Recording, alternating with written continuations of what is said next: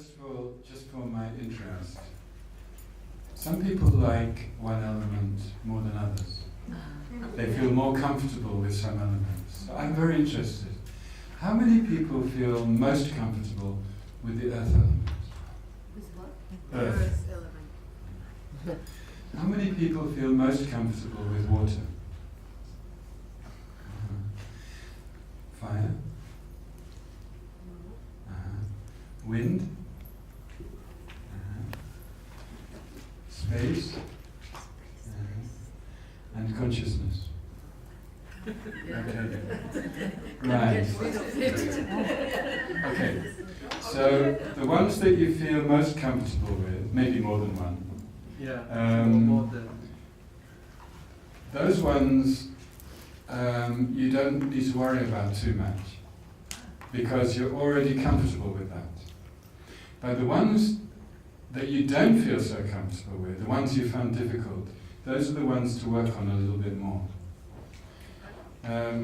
What we're aiming towards is a balance, a sense of comfort, being comfortable with all six. All six, that's it. Yeah, if you're already comfortable with all six, that's fine. In that case, you don't need to work on that. Okay. Now, this. Yeah. Can you please explain the colors? The colors are simply the colors according to the Kalachakra system. And in other highest yoga tantra systems, they have different colors. So the colors are not absolute. They are relative to a particular system. The one that seems to be consistent is red for fire. Not surprising. But other ones, they change according to the system. So just let go of thinking the colors are deeply meaningful. They are just relative. But when you look at this tanka, or if you look at the Kalachakra mandala, you will find that they are both made only of these six colors. And everything in the Kalachakra mandala and everything in the figure of Kalachakra is made of the pure elements. They're not the same elements that we have. Our elements are a source of suffering, actually. We must recognize that. One of the problems with our elements is that they become disharmonious. They go out of balance. For example, when you have a fever, the fire element grows too strong. There are other illnesses where the water element grows too strong, and so forth, or the wind element. And we can have problems with the earth element, for instance, we can break our bones. So one of the functions of this meditation we've been doing is it's good for your health. To balance the elements is fundamental within the structure of Buddhist medicine, in particular Tibetan medicine. Balancing the elements and harmonizing the elements is good for your health. So this meditation itself of unpacking the box and putting everything back in the box is a kind of purification of the elements. It's like, in English we say spring cleaning. It means that once a year we clean the house. We take everything out of the rooms. Pesach in Israel. You take everything out, and you clean the room, and then you put it back. Yeah. And what is interesting is... I had fire, then I have to clean everything. So you put everything back into the same place where it was, but the room looks different. It feels different because you cleaned it. And this meditation can have a similar effect. That you take everything out one by one, and then you recognize there's nothing else. Just that experience, there's nothing else, helps you to let go of a lot of stuff that you're carrying. Because we think there's lots of other things apart from those six elements. But when we see there's only those six elements, then it's more comfortable actually. I mean, at first it might be challenging because we want to hold on to something else. But when we let go, then we can put everything back. And when we put everything back, we can still label this person me. But we can see there's no truly existing me inside. There's just consciousness and 6 and 5 elements. That's all. So, which element would you put all the inner organs? Like Yeah. Somebody else asked me this. sorry. No, it's okay. It's a good question. All the inner, the flesh, the organs, the skin, are actually a combination of the earth element and the water element. And so, if you want to be strict when you do the meditation, you need to, with your mind, Yeah. you separate them from their liquid Okay. and put them behind with the bones. And then when it comes to the liquid, all the liquid goes into the bowl. It's kind of get more complicated, but if you want to be very precise, that's the way to do it. Yes? When you talk now about working on feeling more afterwards, the other elements that I don't feel like I feel conscious, that's the rest of them, I just theoretically feel them. How you do it to feel more comfortable with them, to connect more, to experience my bone and my nerves? So Yeah. I don't really get it, how I can work on it. Okay, so the way to work on it is to meditate on that, as we did in the first meditations when we did them separately. Supposing that you're not very comfortable with the earth element, for example, then, how's that? Better? Good. Okay, good. So if you're not very comfortable with the earth element, then spend some time meditating on the earth element and relax with the experience. Because when you're not comfortable, it means either that you feel separate from it, or when you go into it, it makes you feel bad in some way. So try to be with the earth element and relax and feel natural to accept it. It's part of my body. I should accept it. I shouldn't reject it. It's okay. It's just part of me. It's not a problem. You should generate that kind of feeling. And to any of the ones that you don't feel comfortable with. Yeah. I have an idea, maybe you will say your advice about it. For example, the earth element, it's the earth that holds us underneath. Not only. We're coming to the outer elements. So we haven't got there yet. Thank you. You're always ahead. You seem as a man of the future. No, but I think we can connect to it. It's okay. Thank you. Okay, no, I'm not. I'm joking. Don't worry. Okay.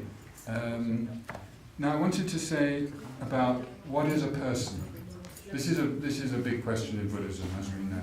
What is a person? So each of us is a person, and in this construction, a person is a collection of 6 elements. A collection of 6 elements. And then, well, what is a person? The person is a word. And we can give that word to a collection of 6 elements. Is the collection the person? In one way, yes, but actually person is a name that we give to the collection. That's more accurate. The person is a name that we give to the collection. What about this one here? This is the one that we're most concerned about. This one is a person, and I call this person me. Okay? And you guys call this person Andy. But me and Andy are just names. That's the main point. They're just names. When you look inside this person, you cannot find anything which is Andy. You can't find it. You might say, oh, well, how do we know it's Andy? Well, because you recognize the color of the hair, or the shape of the face, or the sound of the voice. These various things you recognize. But none of those is Andy. These are just things that you use to recognize this person and to say that is Andy. But none of those is Andy. Inside here there is no Andy. Okay? And the same goes when you think about me, each of you. When you think, what is me? Look inside. Can you find some lump somewhere? Some solid me? Anywhere?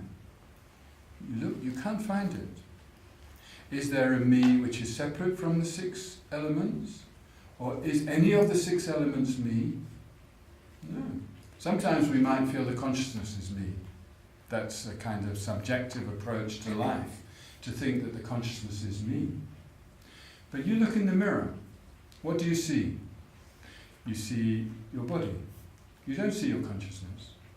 But when you look, you think, that is me. And when other people look at you, they think it's your body that is you. And the reason for that is because any part of the person represents the person. For example, you might see the back of my head, and you might say, oh, that's Andy.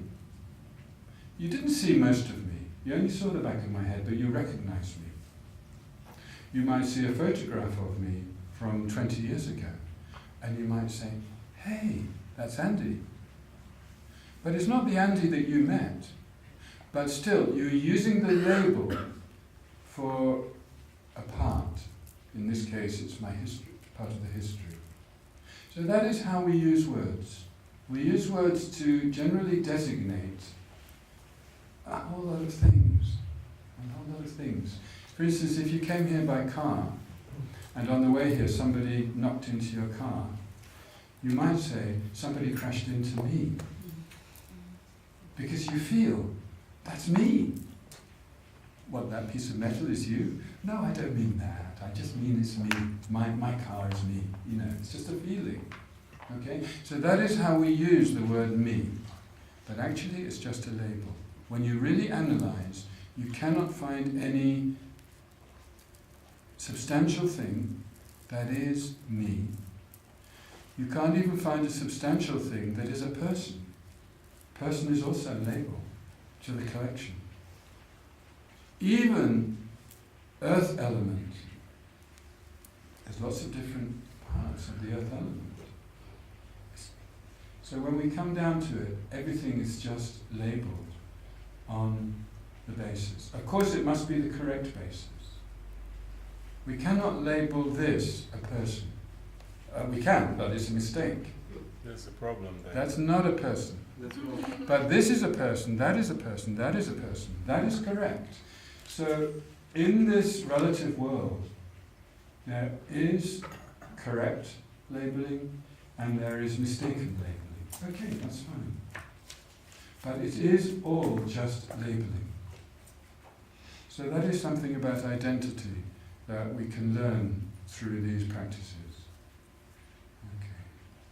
That's really all I needed to say on that. And when you said 6, you designate a person about on the 6 of the 6 elements, or you mean 6 elements. Mm-hmm. Yeah. So this shows all our similarity, yes, one to each other, because Yes. we are composed of the same elements. We're composed of the same elements, and each of our elements all have the same nature. But the way that they are shaped or configured or different. But the basic element, the basic nature is the same, and that is wonderful, isn't it? I asked myself, where would you put the character, what we call the Oh, character? yeah. The character He comes... is angry, he is calm, he is, No, I understand. So there's variation between people according to their karma. And karma is something we'll look at later. Because karma is another factor that hasn't been mentioned yet. It's another factor. Karma means that you have a particular shape of the jaw, and I have a different shape. This is all connected to karma. Okay? But we both have the karma to be human, and we both have the karma to be male, and so forth.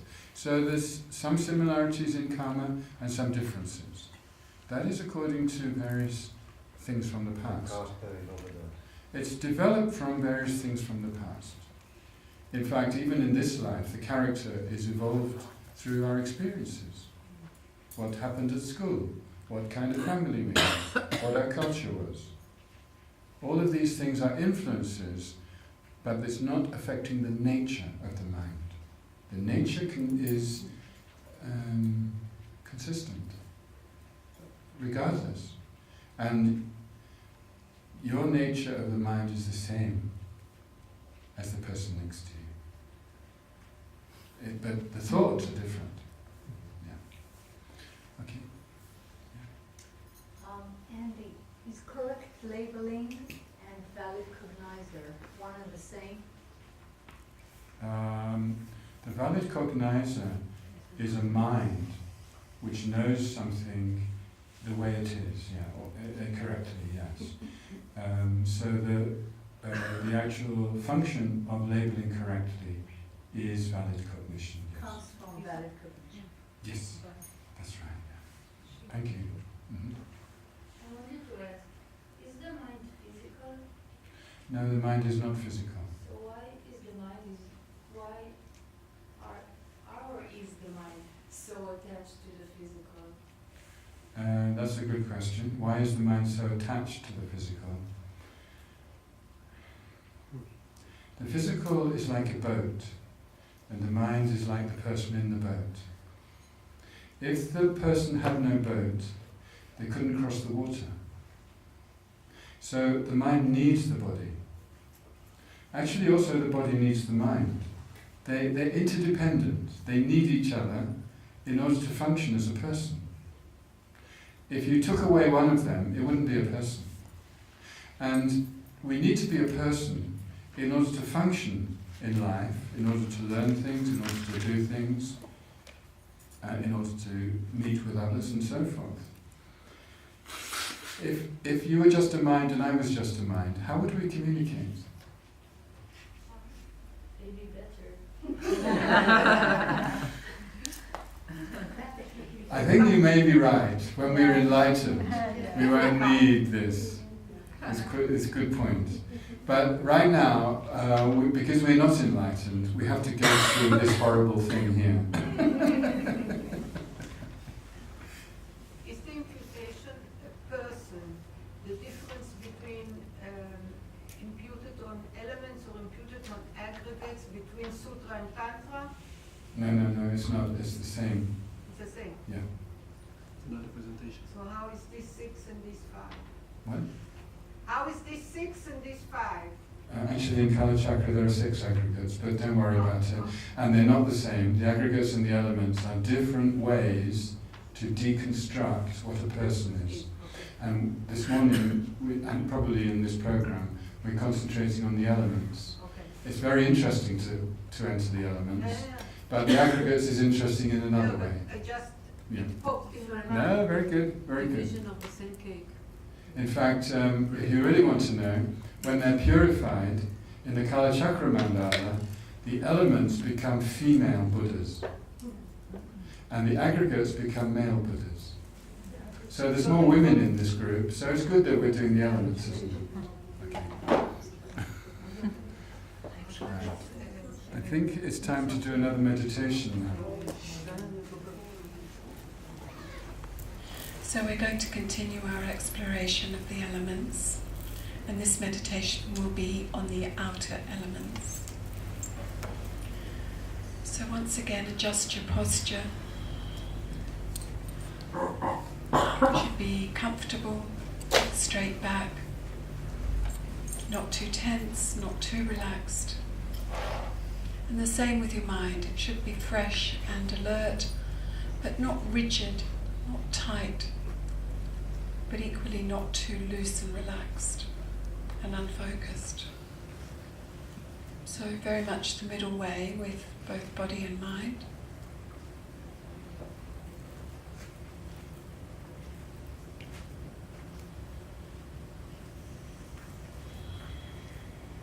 And again, take a few conscious breaths to bring your mind inwards.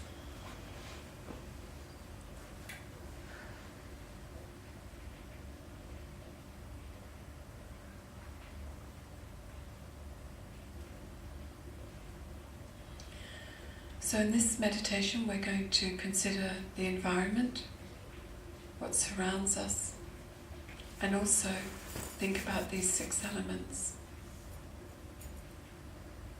So starting with just sitting here now, on a cushion, on the floor, on a chair. Be aware of what is solid around you.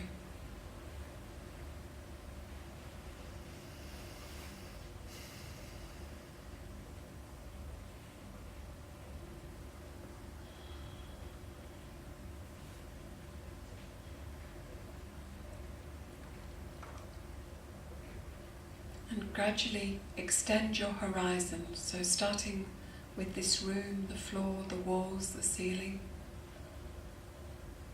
the rest of this building,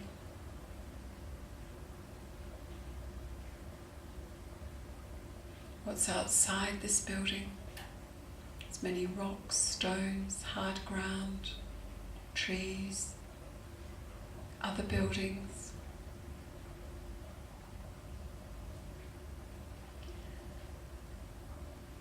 Think of all the things in the environment that are solid and hard.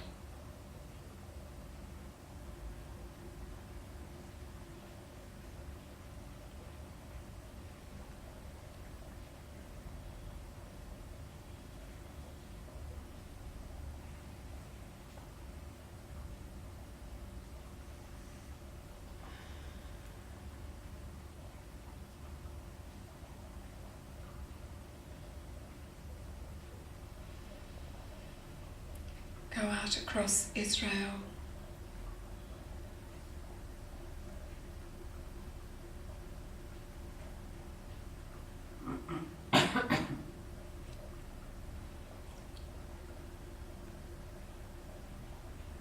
The Middle East.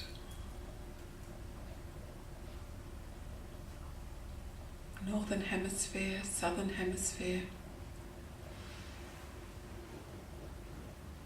Just be aware of the earth element.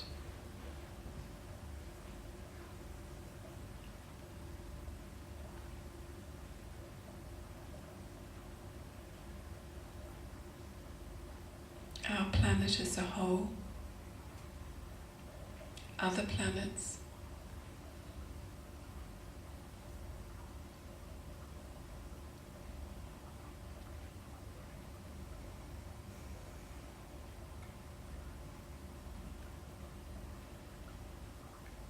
the galaxy and the universe,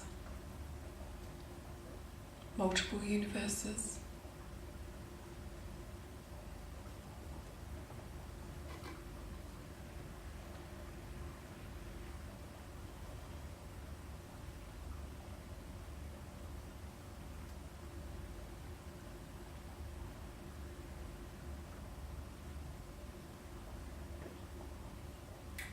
And then cease the labeling and thinking and feel the earth element from around you here out into the wider expanse of universes.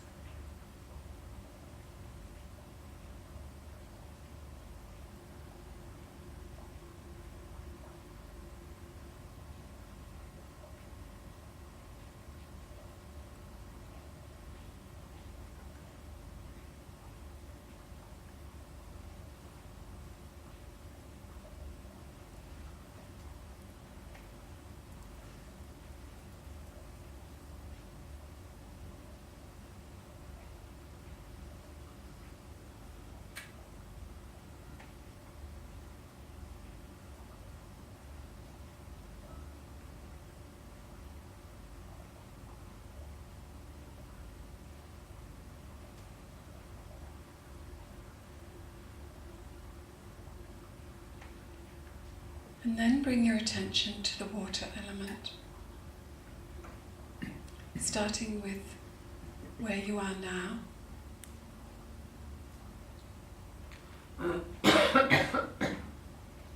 All the people in the room have a water element, as we established earlier. It was the water we had in our tea and coffee,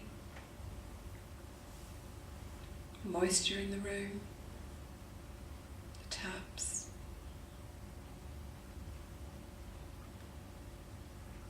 Milk, all the things that are liquid.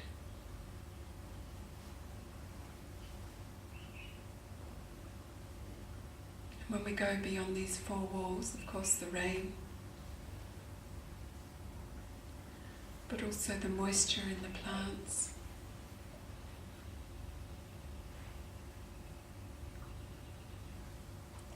There's a swimming pool nearby, lake.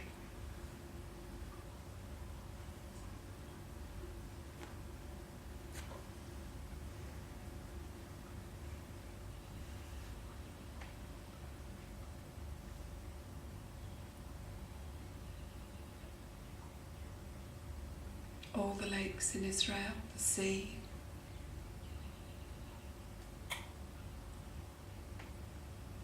and beyond Israel to the other countries around it.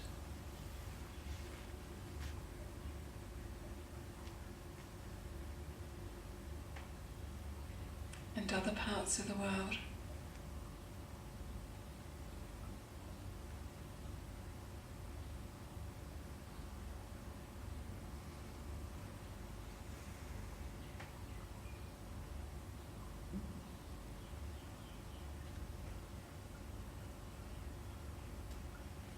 The great oceans of the world.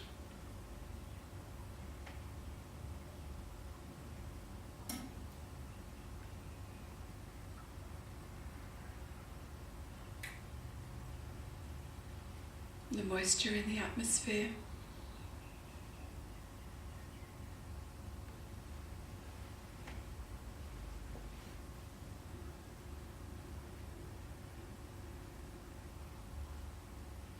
And in space and other planets, other universes.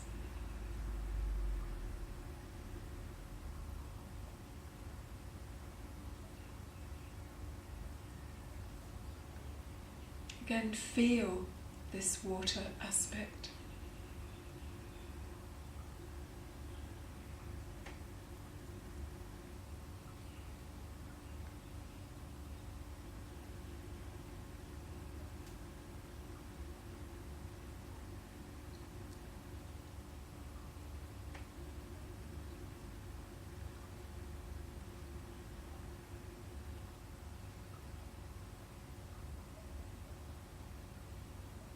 Without thinking about it, experience the water element throughout the universe, or multiple universes.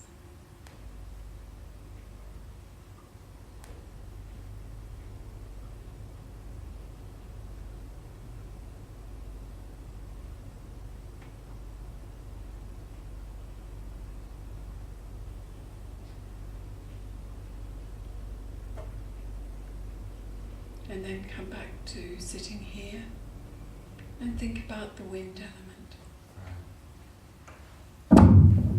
Fire. Sorry.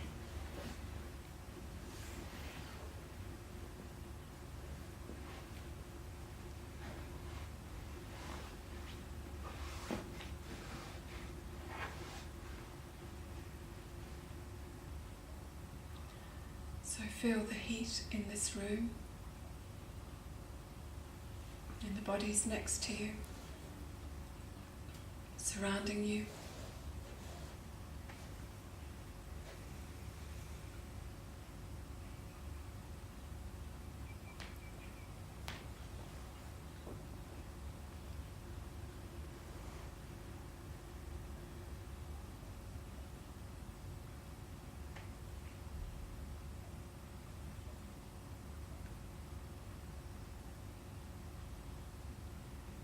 And again, expand outwards.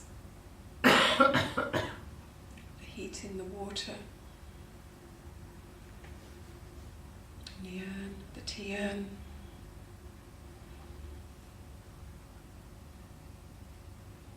The heat in the buildings.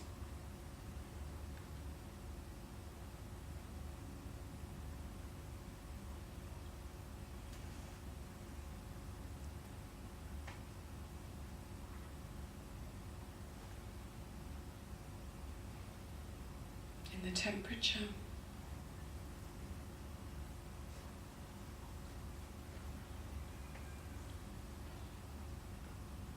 wherever there are actual fires,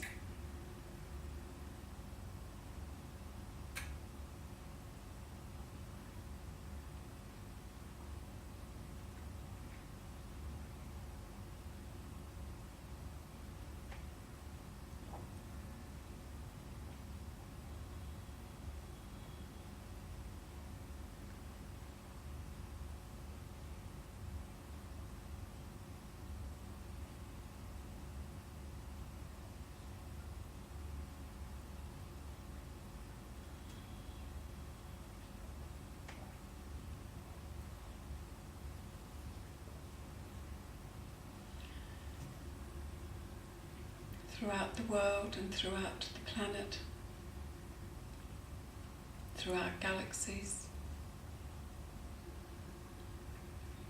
The sun, the multiple suns of stars, and as they burn up and as they finish their existence, again great fires, great explosions in the universe.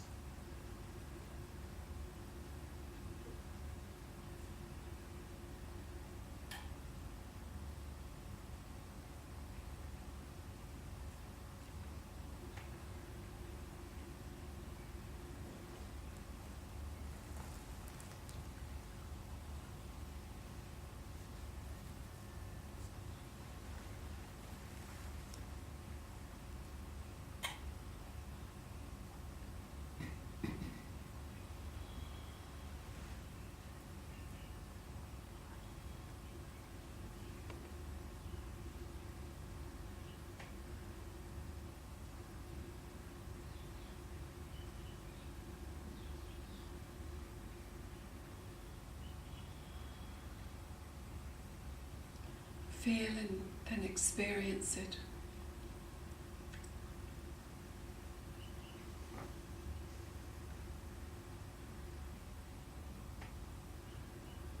Feel all the heat and fire element in the external environment.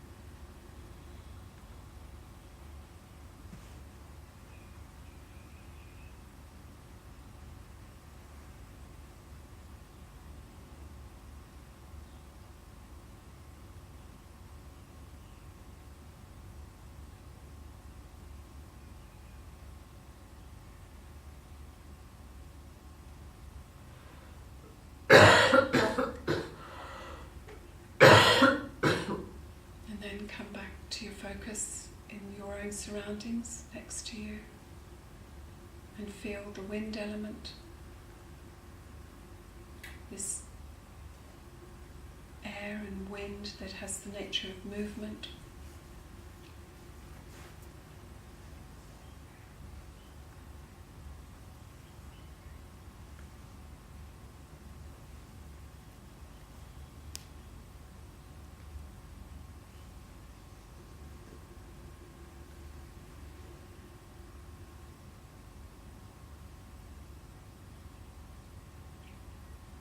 All the people surrounding you, each with their own wind element.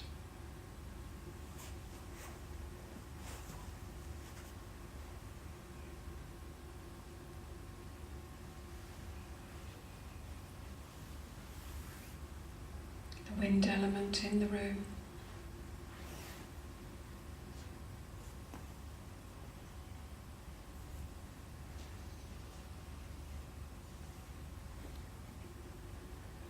All the movement outside.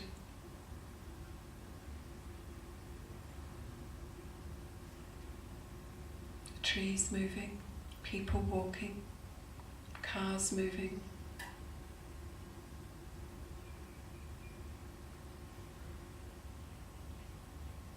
Planes flying. All of the movement.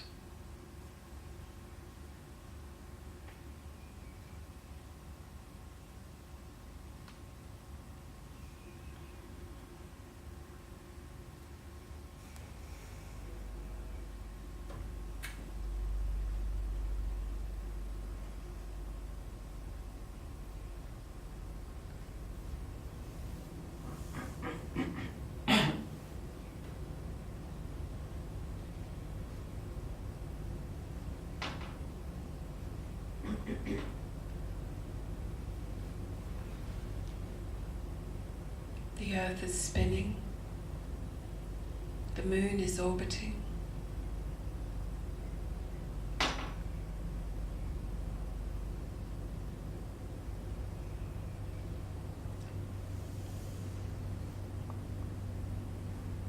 Our galaxy, there is so much movement.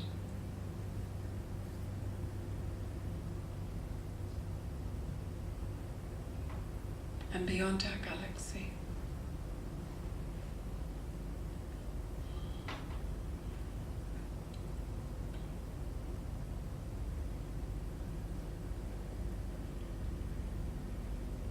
experience this wind element in the wider environment.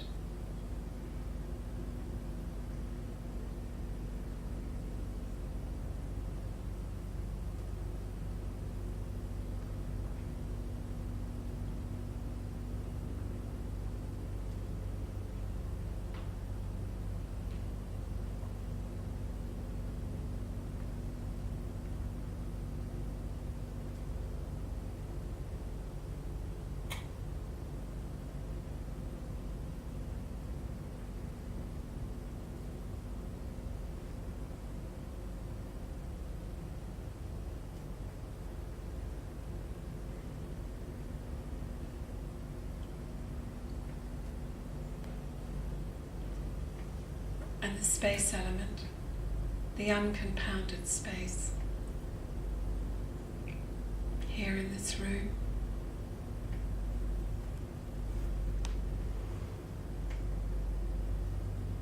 We all occupy it,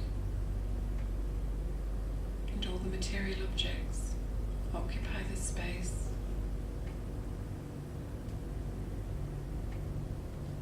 And the space outside this room, expanding outwards and outwards.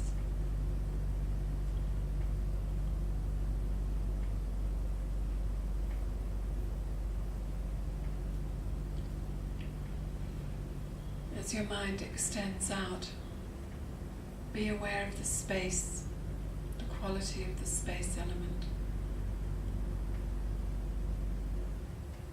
Feel it. Experience it.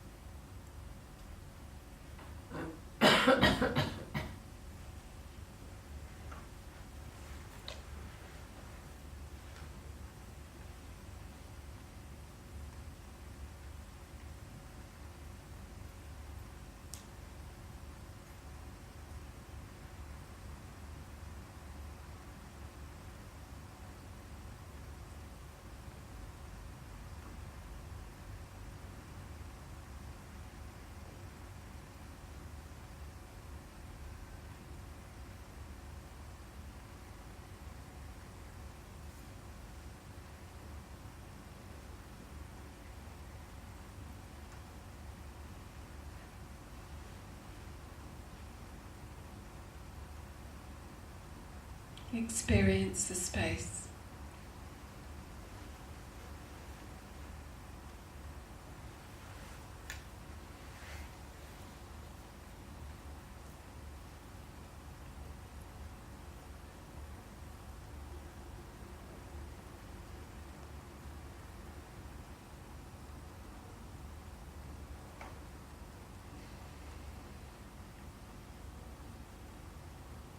And then return to the room in your mind and be aware of all the consciousness in the room.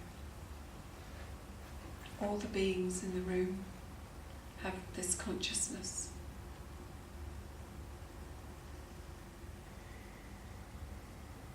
There may also be insects that we can't see.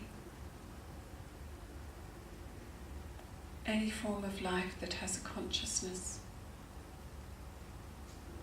See that as the consciousness element.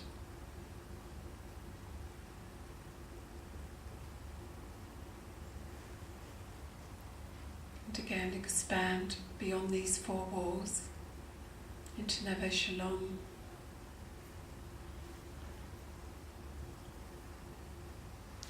To this part of Israel.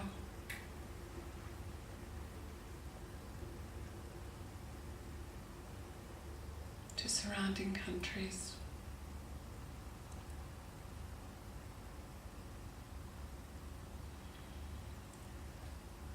Be aware of all the consciousnesses.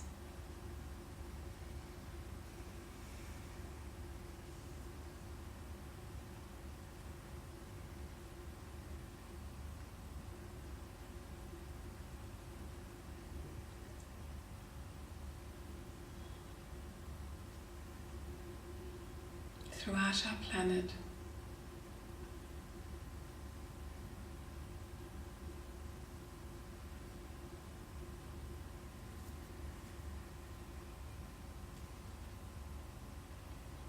And all the potential consciousness beyond it.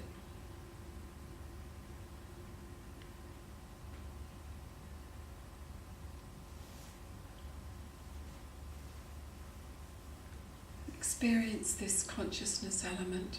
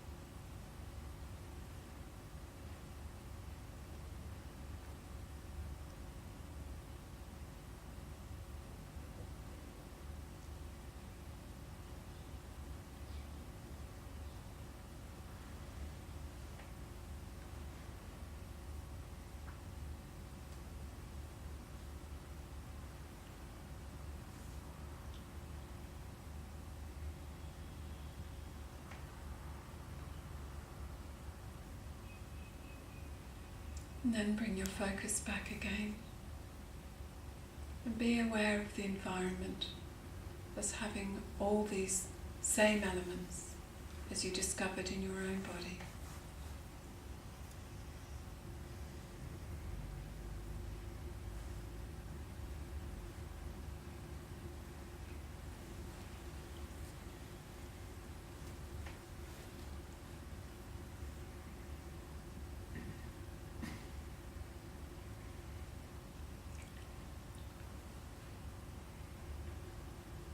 The same element of consciousness that you discovered in your mind.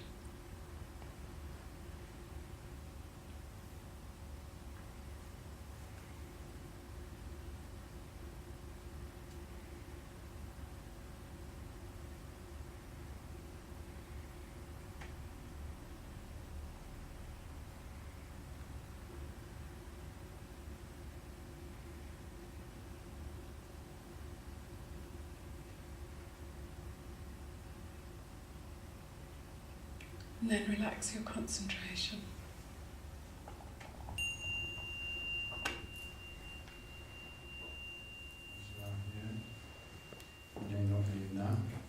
So now you've learned them, you can see that you could easily do these meditations at home. It's not difficult. And I would recommend it. The more familiar you become with these meditations, the more helpful they are. And they can really change the way that you experience things. I mean, Alon mentioned before this last meditation about how the elements of one person have the same nature, actually, as the elements of the other person. But then when you add in the universe, well, it has quite a lot of implications for the way that we experience our relationship with the environment and with other beings in general, not just humans.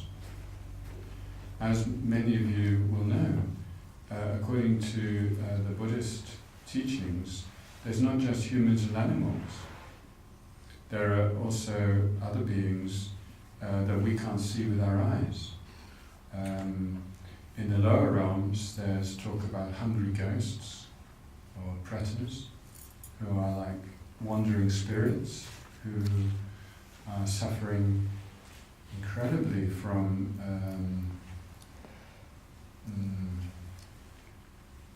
addiction, really, and never satisfied addiction, because they couldn't let go of certain things from the life, and then they spend says apparently something like thousands of years just longing for satisfaction and never achieving it.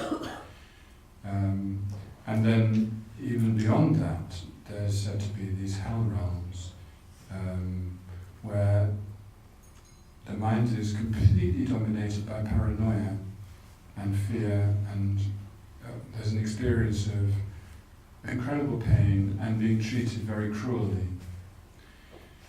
And then on the higher than the humans, there's the Deva, or God realms, which is similar to the gods of Mount Olympus, or the gods of the Hindu traditions and so forth. And these are beings still within psychic existence, but they have a long life and they have a lot of pleasure in their life.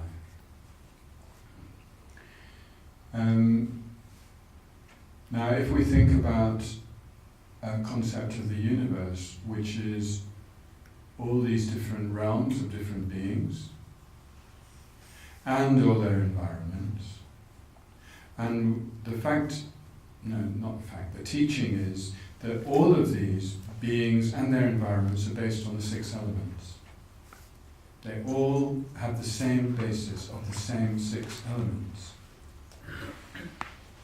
So what is different between myself and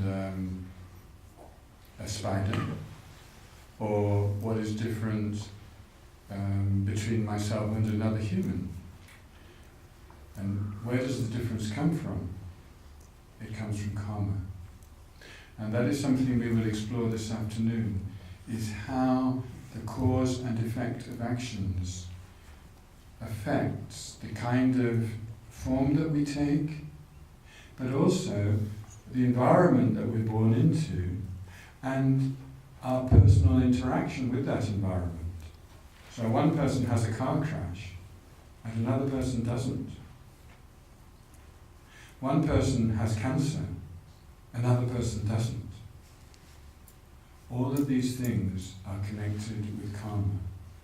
And the Kalachakra has a special presentation of karma, which is quite useful, which we'll be exploring in detail later today. But just to introduce it, one of the things is the connection between the individual and the environment. Now, it's taught in the Kalachakra that there are particular wind energies which are the same in the individual as in the environment. And these are the wind energies which form the individual. In other words, they make us grow and they make us die. And they're the same in nature as the wind energies which form universes and bring universes to an end. The same in nature. And these wind energies are connected with the 6 elements. And these wind energies are driven or guided by karma. Now this is very, very important for understanding what is happening between humans and also between humans and the environment. And that's very important to us today because we are now already entered into an environmental catastrophe. It's not even something we're talking about in the future anymore. It's already happening. It's very, very serious. It's serious because the very future of life on this planet depends on that. And of course, this is also happening within the individuals. There are many physical diseases and problems, many of new illnesses even emerging, like Zika and Ebola and those kind of things. But there's also the disturbance of the wind energies and the mind, the consciousness, which are connecting to an awful lot of problems in the world, like conflict. A lot of anger is arising in the world. And the Kalachakra has an understanding that all of these things are completely interconnected. Actually, it's not just Kalachakra. All Buddhist teachings are saying these things are interconnected. But the Kalachakra has a special way of explaining it, which is quite scientific. And it's explained in terms of the wind energies. And knowing that the inner elements and the outer elements have the same nature, that helps us to understand how what is happening in the environment is not disconnected from what happens in the minds of beings. Okay. So for example, His Holiness Dalai Lama said once, maybe there's an area where there's lots of flooding. He said that is because the beings in that part of the world have an excess of the energy associated with the water element.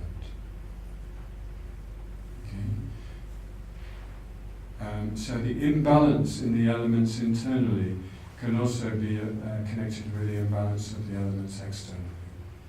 So it may be that all the fires that happened in this part of the world recently may be connected in some way to the fire element in the inhabitants. And now, of course, we've got the water coming to stop the fire, so maybe we're readjusting and bringing some balance. All these things, I mean, we could see that the fires were also affected because there was a lot of wind at that time. So it's not like we can solve everything just by knowing this, but it's giving us another perspective through which we might start to think about solutions, especially when we consider the agency of consciousness. That consciousness is the source of karma. Karma means action, and is the action of the body and speech. But where does that action come from? It comes from intention. What is my intention when I do an action? That is what dictates whether the karma is good or bad. It's not the actual action. Some action could be good or bad, depending on the intention. So the intention is coming from consciousness. So this helps us to understand that consciousness is the agent of all these things, whether it's in the individual or in the environment. Because consciousness is driving the karma, and the karma is affecting the wind energies. We'll look at this later, but there are 10 specific wind energies which in turn are connecting with the environment and also with our body. And each of us is a participant in the process. Each of us is part of the whole. So this has got good news and bad news. The bad news is, oh yeah, well I'm partly responsible for all these problems. But the good news is, I can also be responsible for the part of the solution. I can contribute towards the solution. So this kind of teaching is empowering, but it also gives us responsibility, in a sense of responsibility. Okay. I want to bring the morning to a close now because it's almost 12 o'clock and we're going to have a 2-hour break for our lunch. So I want to say thank you for your strong attention to everything, your strong participation, and your serious interest in these topics. I want to say thank you because I think it's very beneficial, not just for us personally, but I think it could be beneficial more widely than each of us personally. the more that we know about these things, the more power it gives to us to have a positive effect. The positive effect comes from purification. So we haven't really talked about that so much. We need to have more discussion about the basis, what is actually there. And we have discussed the 6 elements, not just discussed, but we've explored through meditation, so we have a feeling of them. And that's a very important point.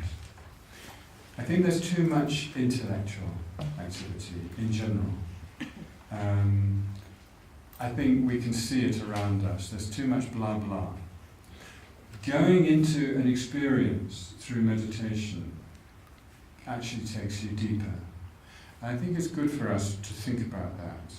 Maybe during our lunch break, while we're eating our lunch, while we're spending some time relaxing. We don't have to go blah blah blah blah blah all the time.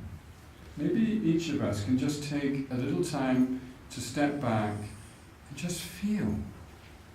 Feel what is the effect of these meditations, these teachings, this retreat of being here. Although I'm saying there's no silence rule, nevertheless, there is this opportunity to look within and feel what is going on there. And even while you're eating your lunch, you can be aware of the interaction of consciousness and the elements, and how what is outside, essentially, the food, is now going inside. I mean, it's all interaction. It's all interaction. And really, the separation between me and the environment is not so great. Okay, let's finish there. Do you want to share for the whole group, or just... Yeah? Please? Just it's background. Yeah. What comes first, or what creates first, or what influence what? Motivation, consciousness, or consciousness, motivation? Or it's one, or it's in the part of consciousness. Okay. I can work on the bottom line is how you influence your motivation. If it's part. Can I just say this is a big topic this afternoon. This is a big topic this afternoon. Okay. But the simple answer is that motivation is part of your consciousness. Yeah. And working on your motivation is something you can definitely do. And that will then change your karma, which will then change your future experience. But also, according to Kalachakra, it will contribute towards the environment and the society. So it's not just a private matter. Some people, let's say, like schizophrenic people or other people, cannot work with this consciousness to direct their motivation. Then their world is influenced. Well, You know, everybody has just motivation, examples. but it's not all positive. Sorry, I'll say it again. Everybody has motivation for every action, and not all of it is positive. Some people's motivation is negative, and that has a negative effect on everything around them. Okay? But here we have the chance to consciously choose a positive attitude. But that's why this question matters, because if we want to have these people better, or if we want, you know what I mean? If we have it's okay. So we work on our motivation, and that's why our work or our life we hire the quality of our life. Let's say, like this is how I see my life in Buddhism. But some people, they can control. You know what I mean? That's why I have the dilemma between what's caused what, motivation or consciousness, or motivation. Okay. I think I'm happy to talk to you during the break, and basically I've said everything that there is to say right now. Each of us can change our own motivation, We do not have power to change other people's motivation, but we can influence other people. But they have the power to change their motivation. If you want to change the world by changing everybody else, you'd be better playing a computer game, because then you have power over everything. But in the real world, you have power over your own mind. And just to know that is incredible. And that is the starting point for how you influence everything else. Thank you very much. Thank you very much.